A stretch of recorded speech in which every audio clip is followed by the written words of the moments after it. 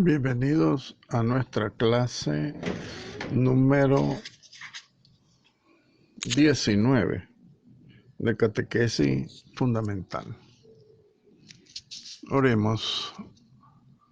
Oh Espíritu Santo, amor del Padre y el Hijo, inspírame siempre lo que debo pensar, lo que debo decir, cómo debo decirlo, lo que debo callar, cómo debo actuar, lo que debo hacer para gloria de Dios y bien de las almas y mi propia santificación.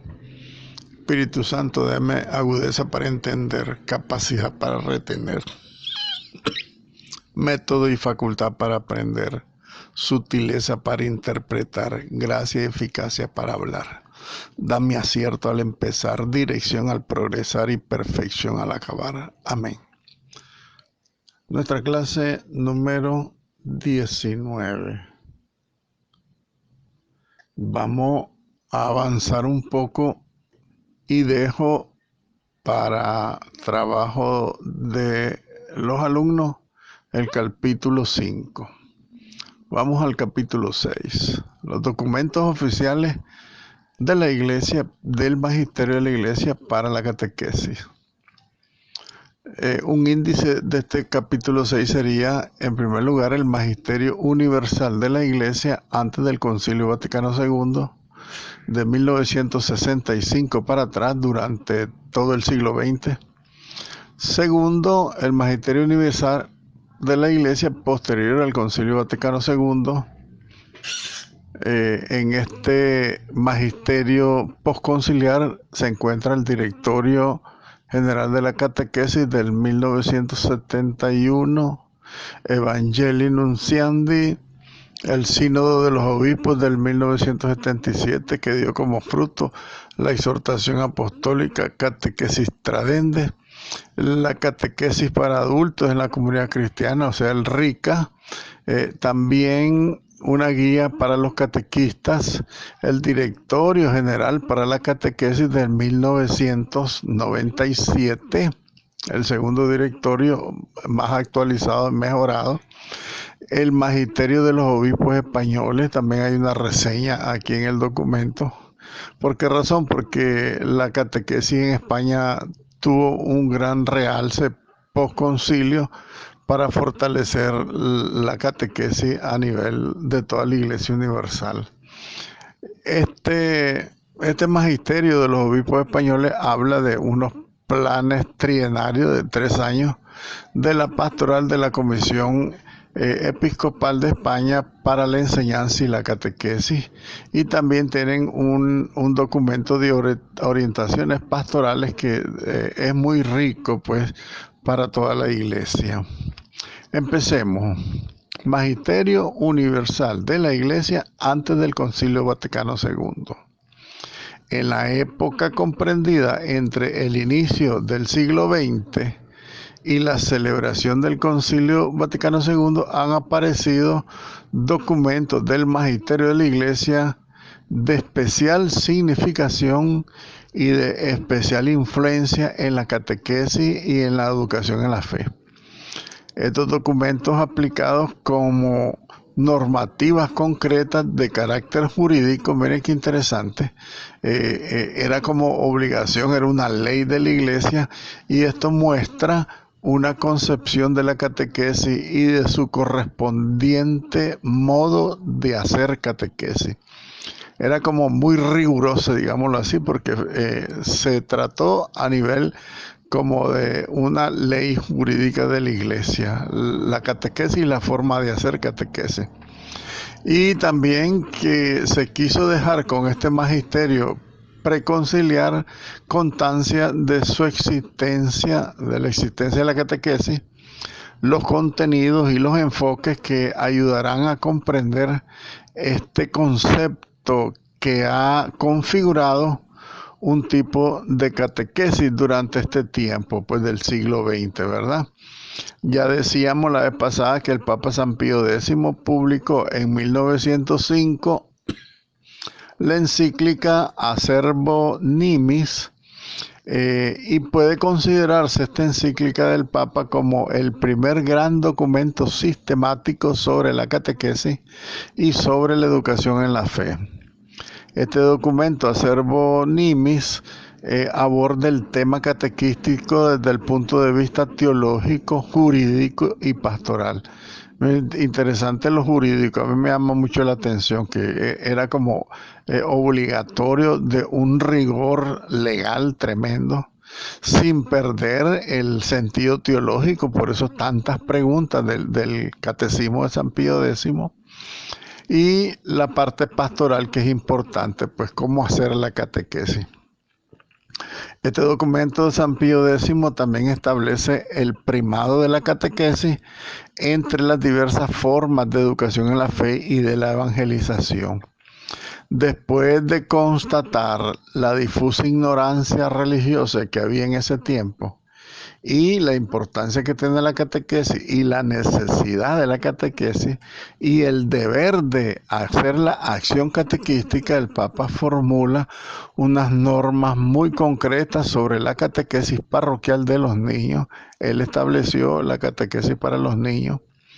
También estableció la preparación para la confesión, que no sé cómo está la preparación para la confesión en la catequesis de los niños de primera comunión hoy por hoy. Y también la preparación para la confirmación. Estos tres ámbitos, la confesión, la comunión y la confirmación, como los sacramentos de la iniciación cristiana.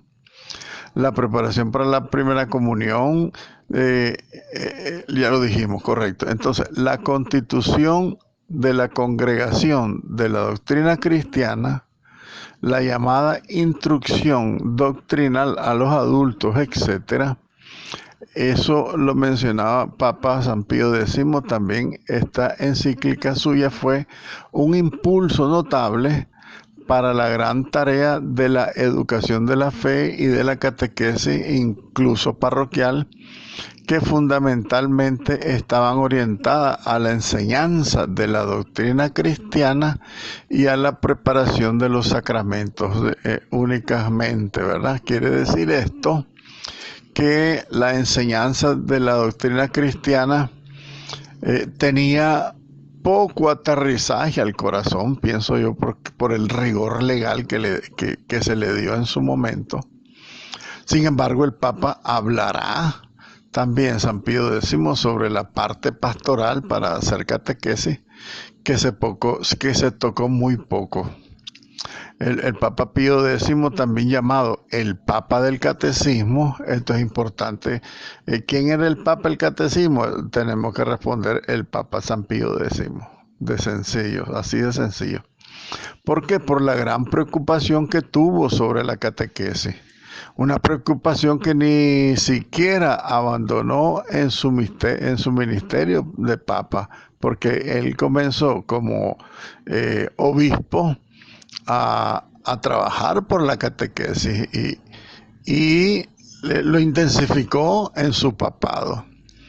Publicó 2 catecismos, en 1905 y en 1912. Entre la publicación de ambos catecismos firma el decreto Quam Singulari en el 1910 sobre la primera comunión de los niños, con gran repercusión catequética, al urgir la renovación y la preocupación por la catequesis de los pequeños. Parece que anteriormente a esto no se atendía a los niños, porque la primera comunión a lo mejor era más tardía en la edad del ser humano, del cristiano. Por su lado, el Código de Derecho Canónico, publicado durante el pontificado del Papa Benedicto XV, este derecho canónico recoge el pensamiento catequístico de San Pío X. Fíjense ustedes que el magisterio de la Iglesia siempre es continuo. Nunca he suspendido uno, este hizo esto, ahora no, yo voy a cambiar esto. Los papas siempre daban continuidad a la pastoral de sus antecesores, los papas anteriores. Entonces el Papa Benedicto XV da acogida al pensamiento del Papa San Pío X y pone las bases para su posterior desarrollo, el desarrollo de la catequesis en el reinado del Papa Benedicto XV. La Sagrada Congregación envió una carta circular a los ordinarios de Italia, o sea, a los obispos de Italia, para pedirles que informaran sobre la observancia de las disposiciones que tenía el derecho canónico en el ámbito de la catequesis.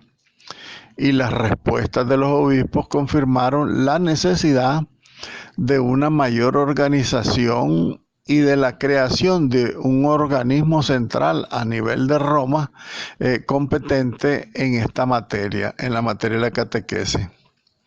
Por su parte, el Papa San Pío, no es santo todavía, Pío XI, tuvo una intensa actividad como legislador sobre la catequesis.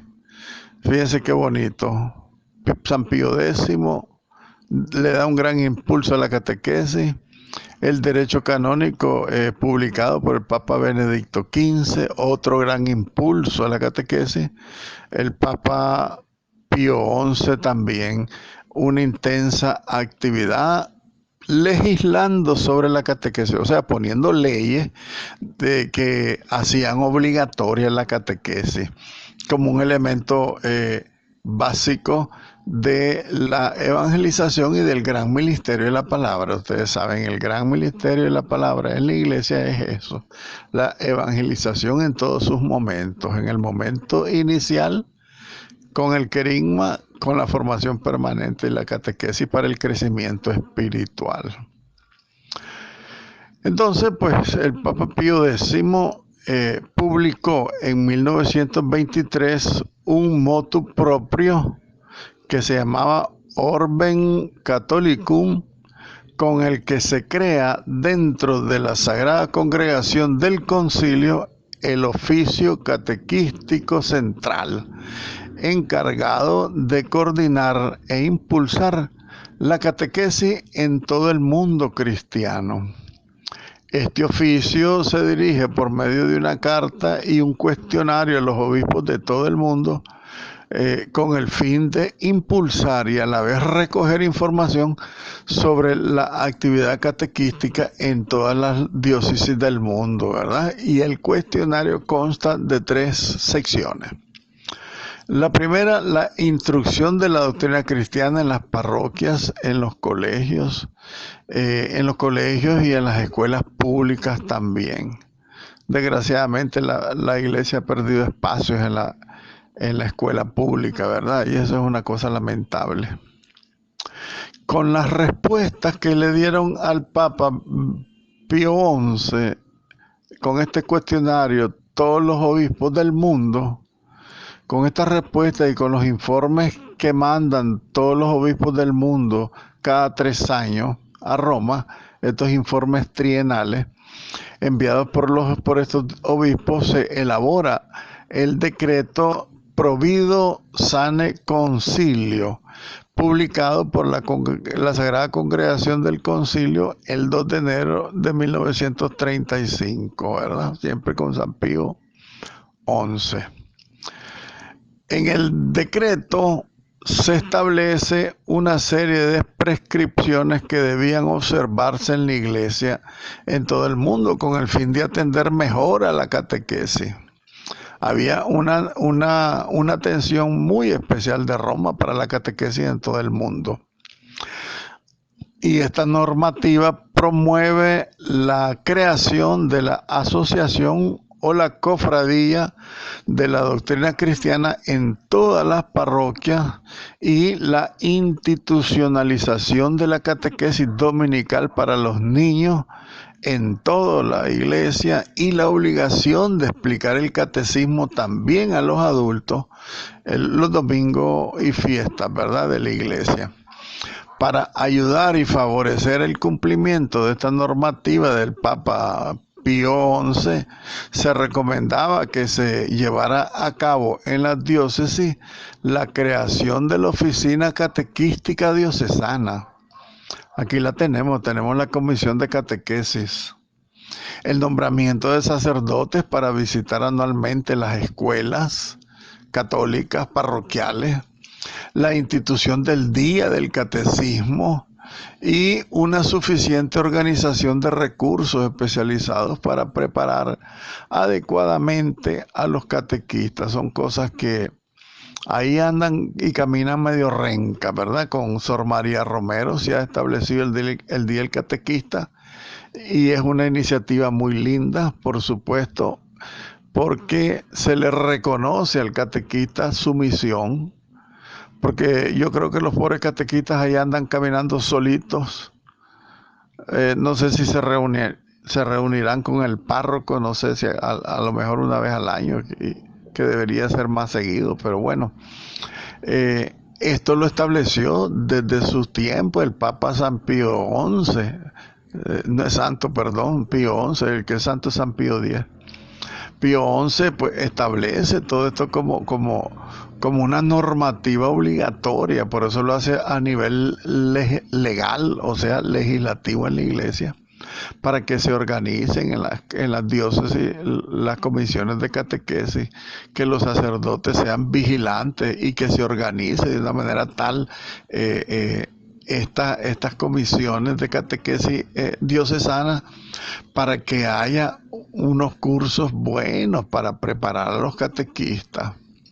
Gracias a Dios nosotros tenemos nuestros catequistas parroquiales, que la hermana Mayra pienso que es una maravilla, que los atiende con tanto amor, ¿verdad? Le agradecemos a la hermana.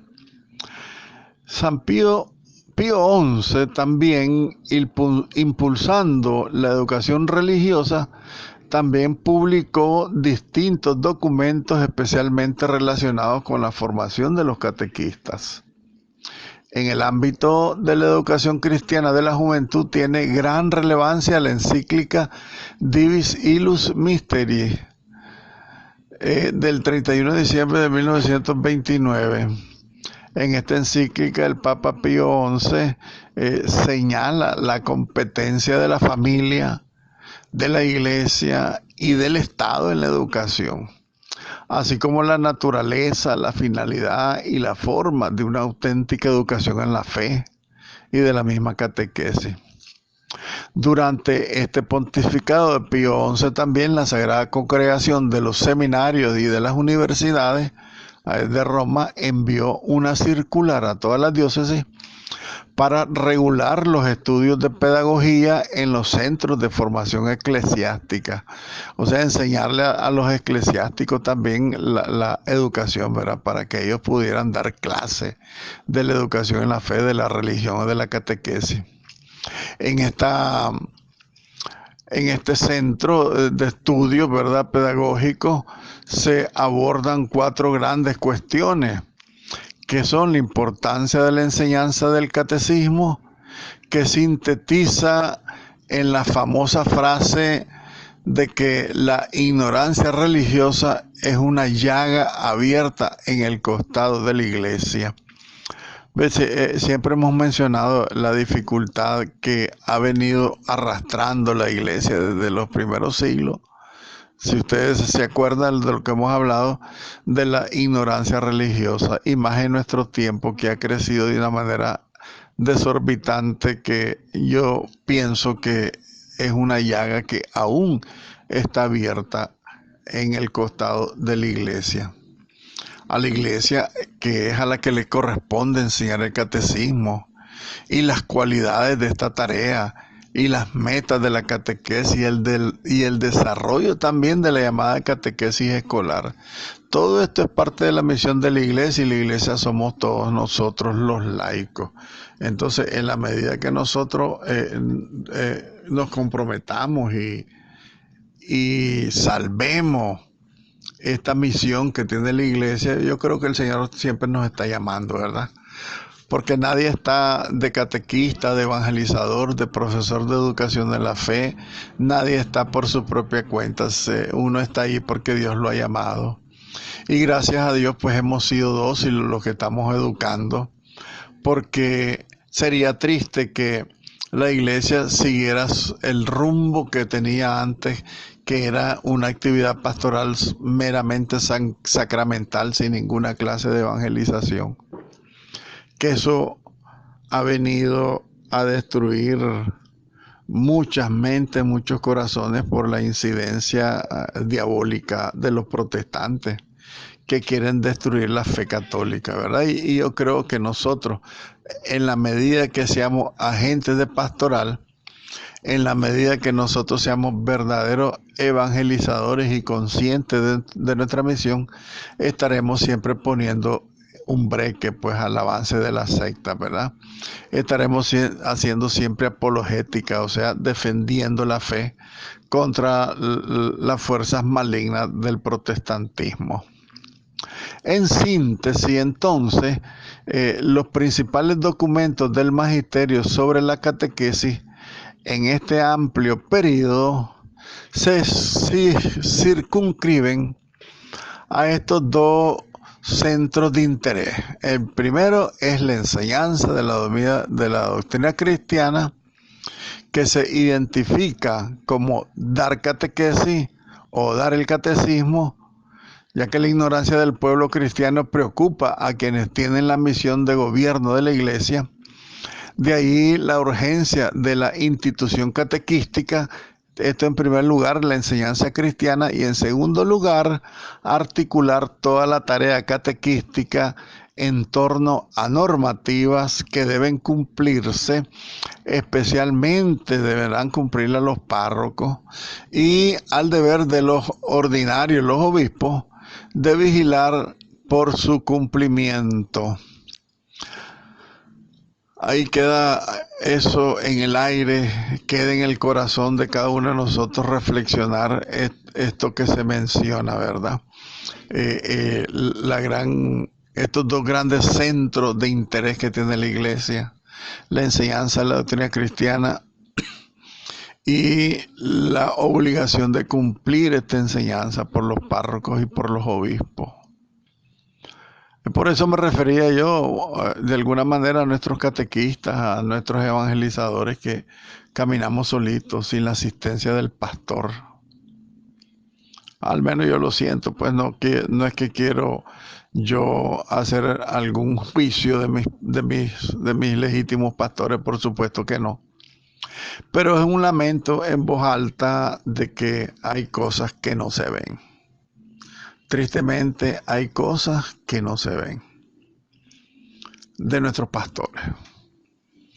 Han sido pastores de escritorio los que hemos tenido, ¿verdad? Con perdón de ellos, pues.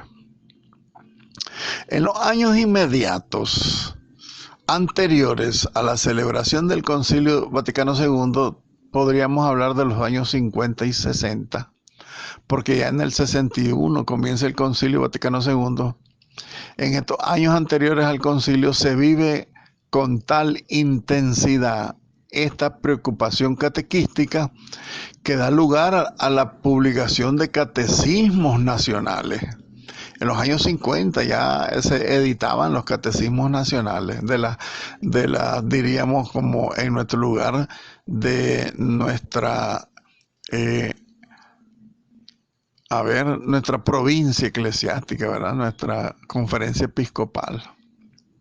Aunque en este tiempo no hay ningún documento de carácter del magisterio de la Iglesia, en especial de relevancia, son bien significativas las palabras del Papa San Juan XXIII, que fue el que inauguró el Concilio Vaticano II, porque en el discurso inaugural de este concilio, donde señala que la tarea principal del concilio es el sagrado depósito de la doctrina cristiana, para que sea custodiada y enseñada de forma cada vez más eficaz, y mantener el depósito de la fe, la doctrina pura e íntegra, sin atenuaciones, y a la vez dar un paso adelante hacia la penetración doctrinal y a una formación de las conciencias.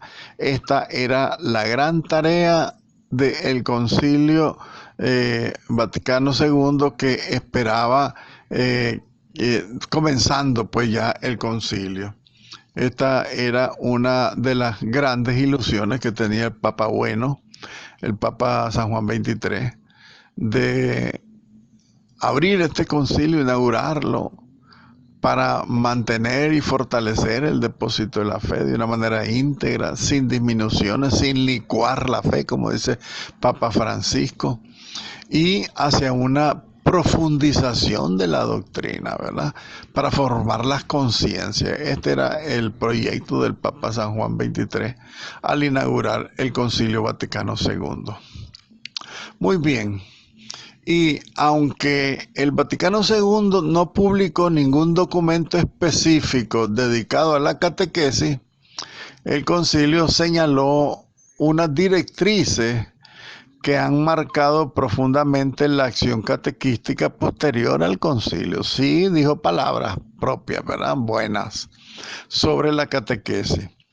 En palabras del Papa San Pablo VI, que fue el que clausuró el Concilio Vaticano II, estas palabras de Pablo VI han sido repetidas después por San Juan Pablo II. El concilio puede considerarse entonces como la gran catequesis de los tiempos modernos, decía el Papa en la catequesis Tradende en el numeral 2. Yo creo que les voy a dejar la tarea de que lean la catequesis Tradende, ¿oyeron? Porque tenemos que leer Catequesis Tradende, leer Evangelii Nunciandi, son documentos que si estudiamos la clase de catequesis, yo creo que tenemos que conocer más a profundidad estos documentos propiamente dichos. Y no les refiero al Directorio General de la Catequesis porque eso es muy grande, pues, pero sí es importante que ustedes lo conozcan, lo lean entre líneas y sepan lo que dice, pues por lo menos que sepan lo que dice y cómo consultarlo, porque se puede consultar ese Directorio General de la Catequesis, casualmente por eso se los mandé. Y también hay un diccionario, no sé si ustedes se acuerdan que yo les envié un diccionario sobre la catequesis, que es bueno darle utilidad, conocerlo, saber qué palabras, este diccionario te las puede explicar de una manera hermosísima. Muy bien, pasemos a un segundo momento de este capítulo 6, ¿verdad? El Magisterio Universal posterior al Concilio Vaticano II. Ya hablamos lo que se vivió antes del Vaticano II, a partir del 1905, con el Papa San Pío X. Ahora, después del Concilio Vaticano II, son muchos los documentos sobre la catequesis que se han publicado después del Vaticano II. Aquí vamos a hacer una reseña y vamos a comentar pues brevemente los principales documentos aparecidos, ¿verdad? De una manera ordenada cronológicamente. Se presentan en primer lugar los del ámbito universal y después los que han sido emanados por el episcopado español, que son importantes para el estudio y la misma evolución pues de la catequesis. Entonces veamos el primer documento. El primer documento posterior al Concilio Vaticano II es el Directorio Catequéstico General del 1971. Estamos hablando en el 71, después de 7 años de clausurado el Concilio Vaticano II. Este directorio fue preparado por la Congregación para el Clero y fue aprobado por el Papa San Pablo VI, ¿verdad? El 18 de marzo de 1971. Se tradujo al castellano con el título Directorio General de Pastoral Catequética, ¿verdad? Su finalidad es orientar y estimular la renovación catequística en toda la iglesia. Lo dice también Catequesis Tradende, que lo menciona en el numeral 2. También se publicó de acuerdo con lo establecido en el decreto del Concilio Vaticano II titulado Christus Dominum. Hágase Eh, Otro directorio sobre la instrucción catequística del pueblo cristiano en que se trate de los principios y de las prácticas fundamentales de dicha instrucción y de la elaboración de los libros que a ella se destinen, dice pues el Christus Domini del Concilio Vaticano II. Entonces, el Vaticano II manda, dice, hágase otro directorio sobre la instrucción de catequesis del pueblo cristiano. Y en ese documento se deberá tratar los principios y las prácticas fundamentales de esta institución, y para que se elaboren libros de catecismo también, dice el Christus Domino en el número 44 en el Concilio Vaticano II. Miren qué interesante y qué bonito. Entonces se establece la misma congregación para el clero, lo redacta para atender esa disposición del Christus Domini del Vaticano II, y se establece pues ese directorio. Este directorio de 1971 es un conjunto de directrices y de principios teológicos y pastorales de carácter fundamental, que tienen como finalidad pues orientar todas las actividades del ministerio de la palabra en la iglesia. Este directorio consta de una introducción, 6 partes y un apéndice.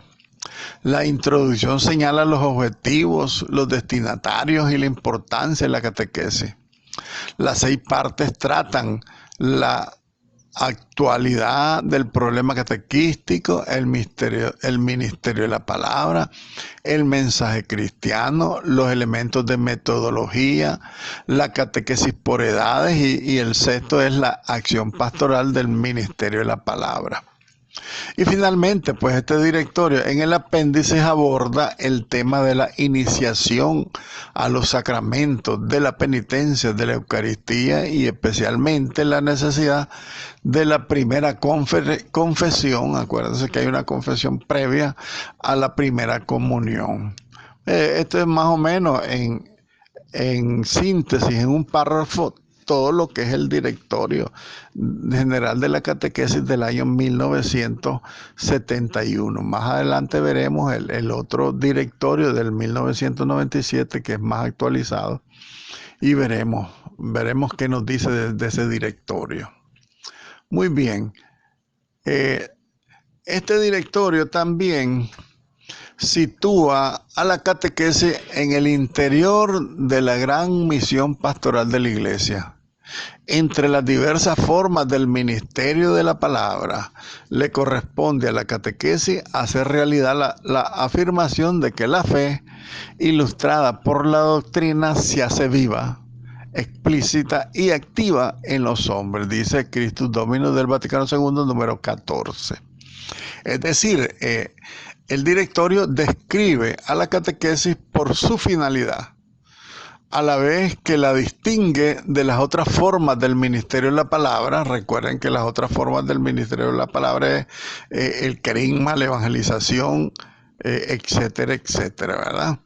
Como la evangelización, ¿verdad? La predicación misionera, la celebración litúrgica, que es parte de la catequesis.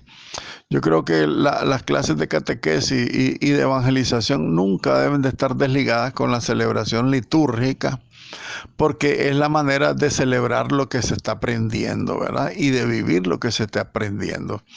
Y también profundizar toda la enseñanza teológica que se está viviendo, pues a través de todo el gran ministerio de la palabra. La gran evangelización de la iglesia, con su carisma, su catequesis y la predicación, principalmente la homilía, dice el directorio. Pero en la homilía, pues eso es otro tema. En la homilía tenemos que hablar mucho de la homilía, de valorar la realidad que se vive con la homilía a nivel de toda la iglesia, no solamente a nivel nuestro. Todos los pastores de la iglesia han perdido la perspectiva del sentido que debe tener la homilía, que es una perspectiva catequética. Pero bueno, ese es otro tema que lo podremos ver después si ustedes quieren. Entonces, el directorio del 71 también, al especificar el carácter propio de la catequesis, lo hace en el contexto de la acción pastoral de la Iglesia, a la que compete la acción eclesial de conducir a la madurez en la fe, tanto a las comunidades cristianas como a cada uno de los fieles perteneciente a la Iglesia Católica, y esto lo refiere directamente. El directorio directamente lo refiere al Concilio Vaticano II, al decreto Christus Dominus, que ya les refería en el numeral 14, lo dice aquí, ¿verdad? Entonces, también en el numeral 21 hablará Christus Dominus. Christus Dominus hace referencia pues de la conducción como una acción de la Iglesia a la madurez de la Iglesia y de cada fiel.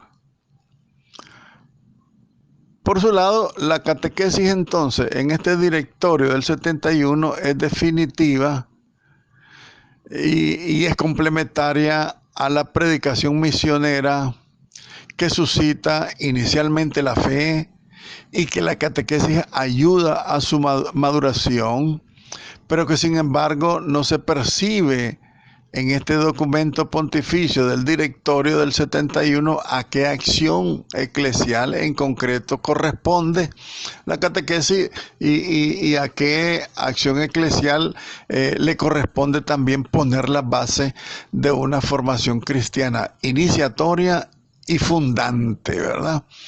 Que eso ya lo vimos en el desarrollo, en la evolución de la catequesis, la importancia que tiene pues no confundir la iniciación con la formación permanente y no separarla. Van juntas, formación inicial y formación permanente. Entonces, por su lado, entonces, a final de cuentas, el directorio no concede especial relevancia a estos aspectos de la catequesis, ¿verdad? Que no hay una base de la formación cristiana de iniciación cristiana, de iniciación, o de los sacramentos de la iniciación cristiana, que son los primeros de los niños. Ciertamente nosotros no tenemos que perder la perspectiva, como les decía al inicio de esta clase, de que todos somos catequistas. Los papás son catequistas de sus hijos. Los coordinadores de comunidades son catequistas de sus grupos. Los evangelizadores y los predicadores y los profesores de educación en la fe son catequistas de sus destinatarios en el ámbito en que se mueven, según la psicología de las edades, niños, adolescentes, jóvenes, adultos, etc. Y dice también pues este análisis de que el directorio del 71 pues no profundizó en este aspecto tan relevante de la catequesis. Muy bien, veamos un segundo documento posterior al Concilio Vaticano II del Magisterio Universal de la Iglesia. Es la Evangelii Nunciandi. Es una exhortación apostólica posinodal acerca de la evangelización en el mundo contemporáneo. Esta Evangelii Nunciandi marcó una pauta importante en la reflexión de la catequesis. Fue publicado por el Papa San Pablo VI, el 8 de diciembre del 75. Este documento, Evangelii Nunciandi, es fruto del tercer sínodo general de los obispos del año 1974.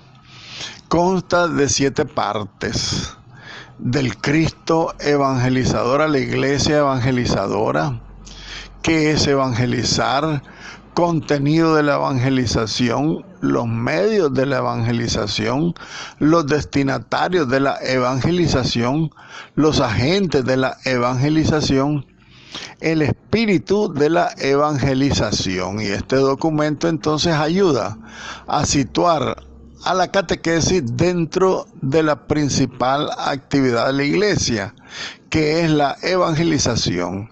y la concibe a modo de catecumenado. Mire que siempre está dando vuelta, ¿verdad?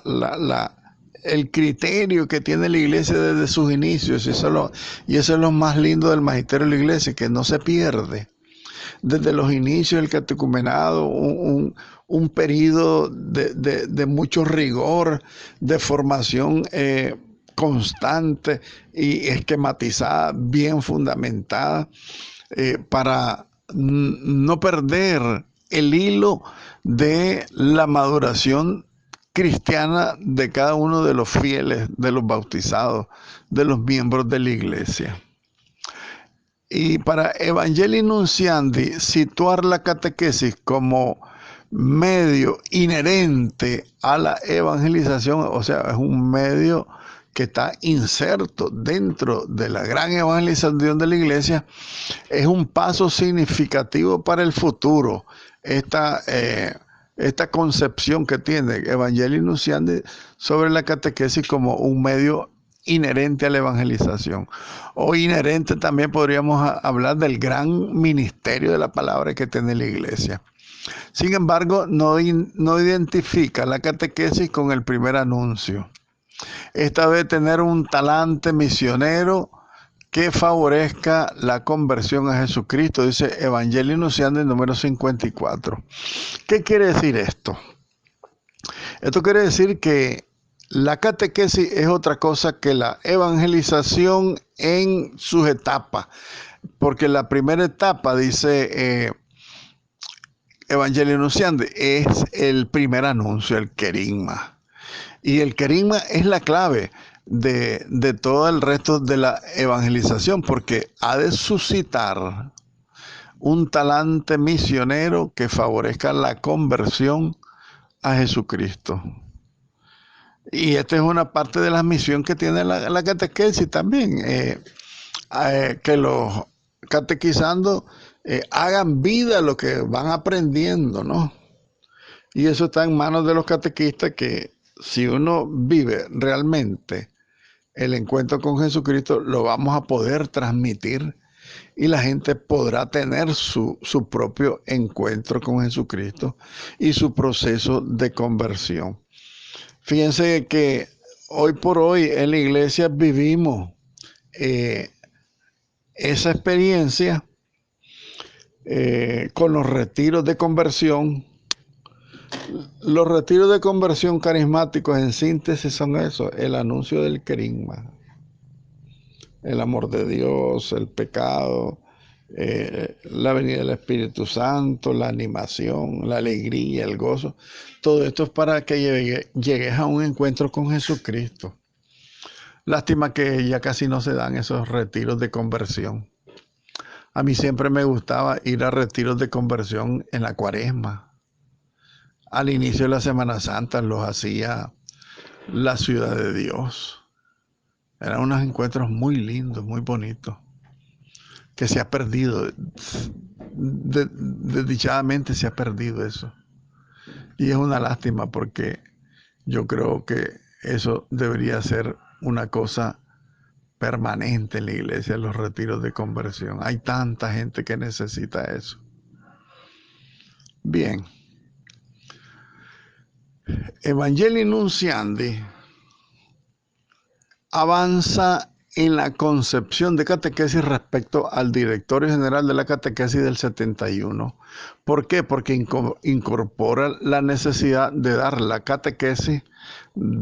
a la catequesis una inspiración catecumenal, o sea, un encuentro permanente, estable, dominical, como decía el Papa San Pío X. Que haga de la catequesis no solo un instrumento para la enseñanza del mensaje cristiano, sino también una introducción a la vida cristiana, que empiece el cristiano a practicar, a vivir su fe. Una catequesis en definitiva fundamentadora, iniciatoria. Las condiciones actuales hacen cada día más urgente la enseñanza catequística bajo la modalidad de un catecumenado.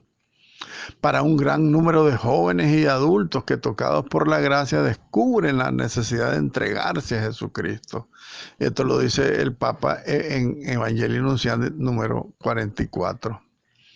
Y el nuevo enfoque orientativo que la catequesis recibe de esta exhortación apostólica Evangelii Nuntiandi a instancias de los padres del sínodo de Evangelii Nuntiandi, enmarca en el proceso de la evangelización a la catequesis y señala un nuevo impulso hacia la dimensión misionera de esta acción eclesial. Fíjense que en la misión adyente, que la Iglesia también tiene en su ministerio de la palabra, ¿qué cosa es la evangelización adyente? Es ir a los lugares donde no se conocía a Cristo.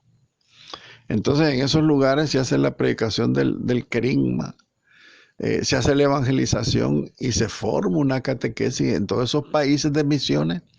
Están los misioneros y las misioneras, miles de monjitas están en las misiones y sacerdotes y laicos, dando catecismo a los niños, enseñándoles de una manera sistemática y permanente, a manera que tú combinado esta formación. Y esto es gracias a la inspiración que tuvo el sínodo de los obispos, que resultó pues en la publicación de la encíclica, de la exhortación apostólica Evangelii Nuntiandi. Ave María, gracia plena, Dominus tecum, benedicta tui mulieribus, benedictus fructus ventris tui, Iesus. Santa María, Mater Dei, ora pro nobis peccatoribus, nunc et in hora mortis nostre. Amén.